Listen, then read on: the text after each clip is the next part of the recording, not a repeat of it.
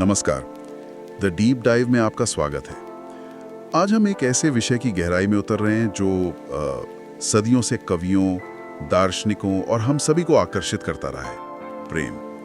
लेकिन हम इसे ओशो के, आप कह सकते हैं, अनूठी दृष्टि से समझने की कोशिश करेंगे। हमारे पास जो स्रोत सामग्री है वो उन खास संकेतों पर रोशनी डालती है जो ओशो के अनुसार तब दिखाई देते हैं जब कोई स्त्री किसी पुरुष से सच्चे, गहरे स्तर पर प्रेम करती है।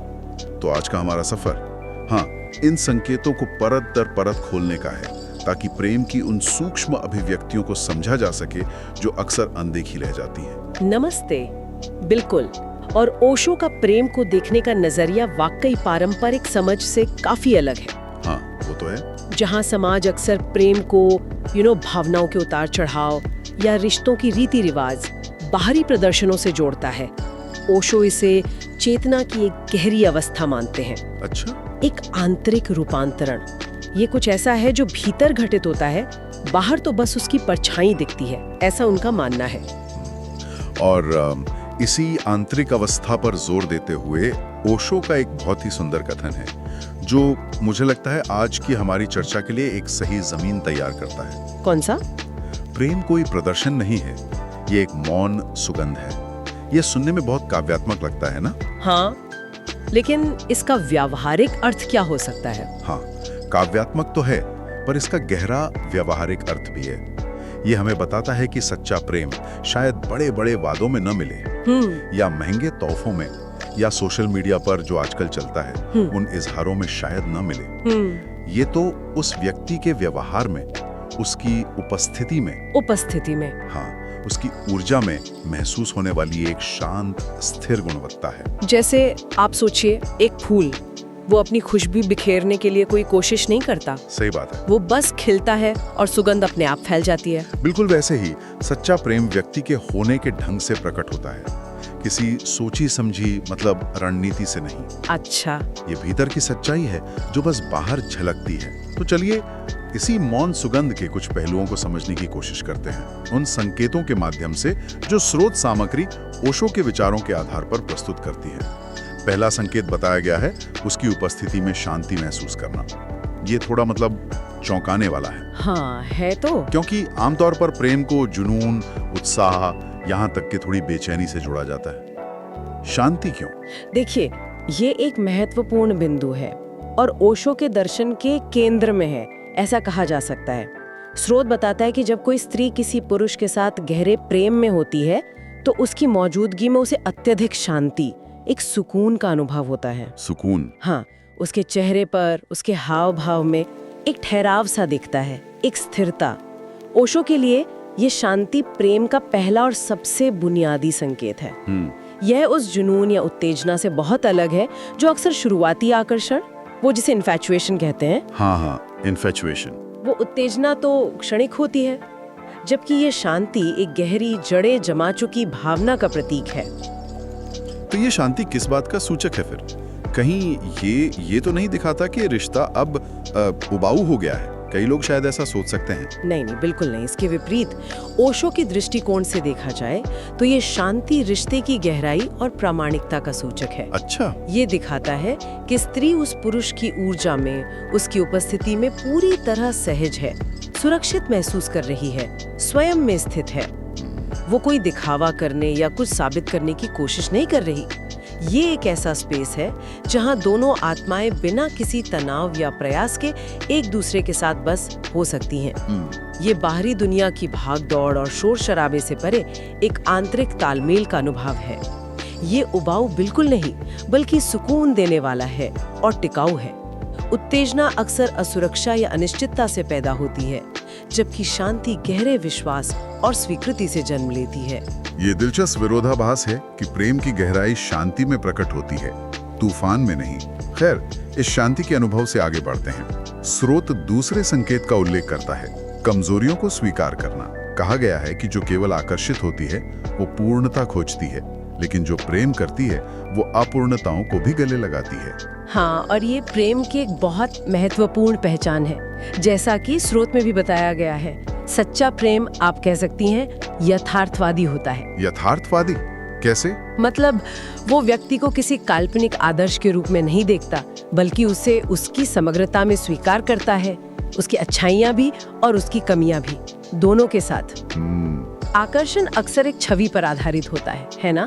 एक परफेक्ट पार्टनर वाली जो सोच होती है। हाँ बिल्कुल। और जब असलियत सामने आती है, पता चलता है कि सामने वाला इंसान भी गलतियां करता है, उसमें भी खामियां हैं, तो आकर्षण टूट सकता है। सही। लेकिन प्रेम स्रोत के अनुसार इन अपूर्णताओं को देखता है, समझता है और उन्हें भी व्यक्ति का हिस्सा मानकर स्वीकार करता है। उसे बदलने की कोशिश नहीं करता। लेकिन यहाँ एक सवाल उठता है, जरूर उठता होगा। क्या स्वीकृति का मतलब यह है कि हम किसी की, मान लीजिए, हानिकारक आदतों या नकारात्मक व्यवहार को भी बस स्वीकार कर लें? क्या ओशो का दर्शन निष्क्रियता का सुझाव दे रहा है? ये बहुत ही प्रासंगिक सवाल है और अक्सर पूछा जाता है। देखिए, स्रोत सीधे तौर पर इस बारीकी पर बात नहीं करता, लेकिन अगर हम ओशो के समग्र दर्शन को देखें, तो स्वीकृति का अर्थ आंखें बंद कर लेना या निष्क्रिय हो जाना नहीं है। तो फिर क्या है? स्वीकृति का अर्थ है यथार्थ को देखना, उसे नकारना नहीं।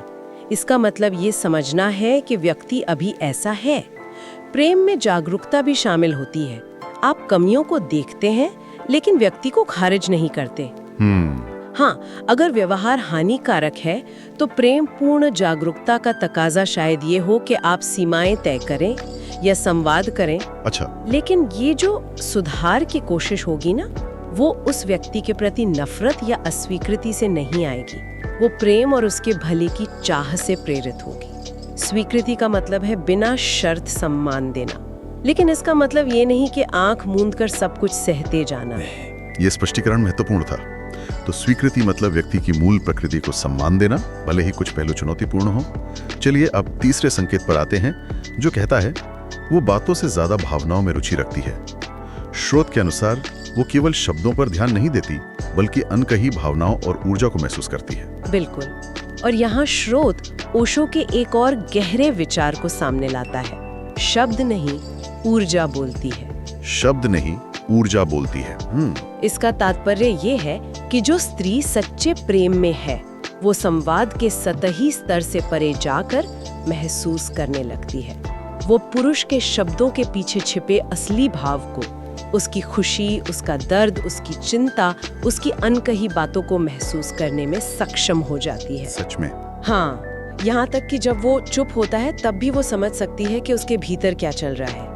ये एक तरह की गहरी सहानुभूति है, या कह लीजिए भावनात्मक अनुनाद, रेजोनेंस। ये तो लगभग मन पढ़ने जैसा लगता है। क्या ये वाकई संभव है, या ये थोड़ी रोमांटिक कल्पना ज्यादा है? हम इसे व्यावहारिक रूप से कैसे समझें? देखिए, इसे मन पढ़ना शायद न कहे तो बेहतर है, लेकिन ये एक विकसित अंतर्ज्ञान, इंट्यूशन और गहरे भावनात्मक जुड़ाव का परिणाम जरूर है। अच्छा। जब दो लोग भावनात्मक रूप से बहुत करीब होते हैं, तो वे अक्सर एक दूसरे की अवस्था को बिना शब्दों के भी भांप लेते हैं। अब सोचिए ना। हाँ। जैसे कोई माँ अपने बच्चे की जरूरत को उसके रोने के अंदाज से समझ लेती है। हाँ, ये तो होता है। या पुराने दोस्त एक दूसरे की खामोशी को भी पढ़ लेते हैं। स्रोत के अनुसार प्रेम इस क्षमता को और गहरा कर देता है। ये कोई जादुई शक्ति नहीं है। ये बस ध्यान देने, परवाह करने और दूसरे व्यक्ति की आंतरिक दुनिया से गहराई से जुड़ने का नतीजा है। उसका ध्यान केवल इस पर नहीं होता कि क्या कहा गया, बल्कि इस पर होता है कि क्या महसूस किया जा रहा है। तो ये सतही बातचीत से परे जाकर व्यक्ति के वास्तविक भावनात्मक जगत से जुड़ने की क्षमता है। ठीक है, तो हमने शांति, स्वीकृति और भावनात्मक समझ की बात की। स्रोत चौथा संकेत बताता है उसके विकास की चाह रखना। यह विचार कि सच्चा प्रेम करने वाली स्त्री उसे बांधना नहीं चाहती, बल्कि उसके व्यक्तिगत और आध्यात्मिक विकास को प्रोत्साहित करती है। जी। और ये ओशो के प्रेम के दर्शन का एक और महत्वपूर्ण स्तंभ है। स्रोत स्पष्ट करता है कि ऐसा प्रेम स्वामित्व, मतलब पॉसेसिवनेस पर आधारित नहीं होता। अच्छा। बल्कि प्रेरणा, इंस्पिरेशन बन जाता है। वो स्त्री पुरुष को अपनी महत्वाकांक्षाओं को पूरा करते हुए देखना चाहती है, अपनी क्षमता को विकसित करते हुए देखना चाहती है, भले ही इसका मतलब हो कि उसे ज्यादा समय देना पड़े या वो उससे कभी-कभी दूर जाए। इसमें एक गहरी निस्वार्थता है। उसका प्रेम पिंजरा नहीं बनता, बल्कि पंख देता है। और स्रोत ने ओशो के इस विचार का भी उल्लेख किया है कि सच्चा प्रेम स्वतंत्रता देता है, बंधन नहीं। ये पारंपरिक धारणाओं से कितना अलग है ना? बहुत अलग है। जहाँ प्रेम को अक्सर सुरक्षा, निर्भरता और यहाँ तक कि एक दूसरे पर अधिकार जताने से भी जोड़ा जाता है। क्या ये स्वतंत्रता यथार्थवादी है? क्या रिश्ते बिना किसी बंधन के चल सकते हैं? देखिए, यहाँ बंधन और स्वतंत्रता के अर्थ को समझना जरूरी है। ओशो का मतलब शायद ये नहीं था कि रिश्तों में कोई प्रतिबद्धता या जिम्मेदारी नहीं होती। हाँ, ये संभव है। बिल्कुल, बल्कि उनका जोर इस बात पर था कि प्रेम का उद्देश्य दूसरे को नियंत्रित करना या अपनी जरूरतों के लिए सीमित करना नहीं होना चाहिए। अच्छा। सच्चा प्रेम दो व्यक्तियों की स्वतंत्रता का सम्मान करता है, उनके व्यक्तित्व, इंडिविजुअलिटी को पोषित करता है। ये एक ऐसा साथ है जहां दोनों एक दूसरे को बेहतर इंसान बनने में, अपनी सच्ची क्षमता को पाने में मदद करते हैं। ये स्वतंत्रता डर पैदा करने वाली नहीं होती, बल्कि सशक्त बनाने वाली होती है। जब कोई स्त्री आपके सपनों को अपना मानकर आपको आगे बढ़ने के लिए प्रेरित करती है, तो ये उसके प्रेम की परिपक्वता और गहराई को दर्शाता है, ना कि उसकी उदासीनता को। ये प्रेम का एक बहुत ही उदार और कह सकते हैं विकसित दृष्टिकोण है। एक ऐसा संबंध जो आपको छोटा नहीं बल्कि बड़ा बनाता है। अब आते हैं पांचवें और अंतिम संकेत पर, जो स्रोत उजागर करता है, मौन में भी जुड़े रहना। ये कहता है कि शारीरिक दूरी होने पर भी एक गहरा मानसिक और भावनात्मक संबंध बना रहता है। हाँ, और स्रोत इसे बहुत काव्यात्मक ढंग से प्रस्तुत करता है। वो संदेशों या शब्दों की निरंतर बौछार से नहीं, बल्कि अपनी उपस्थिति की अनुभूति से जोड़ती है। उपस्थिति की अनुभूति। जी, इसका मतलब है कि ये जुड़ाव बाहरी संचार जैसे लगातार कॉल्स या मैसेज पर निर्भर नहीं रहता। मीलों दूर होने पर भी या बिना बात किए भी एक गहरा एहसास बना रहता है कि कनेक्शन मौजूद है, प्रेम मौजूद है। स्रोत इसे मौन का प्रेम कहता है। एक ऐसा प्रेम जो शोर नहीं करता, लेकिन जिसकी गहराई महसूस होती है। उपस्थिति की अनुभूति, ये सुनने में थोड़ा रहस्यमयी या कहूँ आध्यात्मिक सा लगता है। क्या आप इसे थोड़ा और स्पष्ट कर सकती हैं? ये किस तरह का जुड़ाव है आखिर? इसे रहस्यमय समझने की बजाय शायद एक गहरे मनोवैज्ञानिक और भावनात्मक जुड़ाव के रूप में देखना ज्यादा मददगार हो। अच्छा, कैसे? ये उस स्तर का विश्वास और तालमेल है जहां आपको अपने संबंध की पुष्टि के लिए लगातार बाहरी सबूतों की जरूरत नहीं पड़ती। ये जानने जैसा है कि कोई आपके जीवन में एक स्थिर सकारात्मक शक्ति के रूप में मौजूद है, भले ही वो भौतिक रूप से आपके सामने ना हो। आप उन रिश्तों के बारे में सोचिए जहां आप शायद महीनों बाद मिलते हैं, लेकिन ऐसा लगता है जैसे कल ही बात हुई हो। हाँ, होता है ऐसा। ये उसी तरह का गहरा आंतरिक संबंध है, लेकिन प्रेम में ये और भी तीव्र और स्थायी हो सकता है। ये दिखाता है कि रिश्ता केवल बाहरी परिस्थितियों या संवाद पर नहीं टिका है, बल्कि उसने गहरी जड़ें जमा ली हैं। ये निरंतर आश्वासन मांगने वाली असुरक्षा के ठीक विपरीत है। तो ये एक आंतरिक सुरक्षा और विश्वास का भाव है जो दूरी या चुप्पी से कम नहीं होता। ठीक है, तो ये थे ओशो के अनुसार वो 5 संकेत। पहला, उसकी उपस्थिति में शांति का अनुभव। दूसरा, आपकी कमियों और अपूर्णताओं की स्वीकृति। तीसरा, शब्दों से परे जाकर आपकी भावनाओं और ऊर्जा को समझना। चौथा, आपके व्यक्तिगत और आत्मिक विकास की सच्ची कामना करना। और 5वां, शारीरिक दूरी या मौन के बावजूद एक गहरे जुड़ाव को महसूस करना। जी हाँ, और जैसा कि स्रोत ओशो के हवाले से कहता है, ये समझना महत्वपूर्ण है कि ये संकेत किसी तकनीक या नुस्खे की तरह नहीं है जिन्हें सीखा या अपनाया जा सके। अच्छा, ये प्रेम की अवस्था में होने के स्वाभाविक परिणाम है। प्रेम कोई रणनीति नहीं, बल्कि ओशो के शब्दों में आत्मा की तरंग है। आत्मा की तरंग, वाह। स्रोत का निष्कर्ष यही है कि यदि किसी व्यक्ति के जीवन में कोई स्त्री इन 5 संकेतों को सहज रूप से प्रकट करती है, तो वो व्यक्ति वास्तव में प्रेम के मंदिर में प्रवेश कर चुका है। ये प्रेम के सतही पहलुओं से परे जाकर उसके पवित्र और गहरे अनुभव की ओर इशारा है। स्रोत में एक सलाह भी दी गई है, जहां तक मुझे याद है। इस प्रेम को पकड़ने या नियंत्रित करने की कोशिश ना करें, बल्कि इसे महसूस करें, इसे जिए। ये शायद इसलिए क्योंकि प्रेम एक जीवित स्वतंत्र ऊर्जा की तरह है और उसे बांधने की कोशिश ही उसे खत्म कर सकती है। आपने बिल्कुल सही समझा। ओशो का पूरा दर्शन अनुभव पर जोर देता है, होने पर जोर देता है, ना कि विश्लेषण या नियंत्रण पर। प्रेम को एक नदी की तरह बहने देना, उसे महसूस करना, उसमें डूबना, यही उसका सच्चा सम्मान है। उसे समझने की कोशिश में हम अक्सर उसे अनुभव करने से चूक जाते हैं।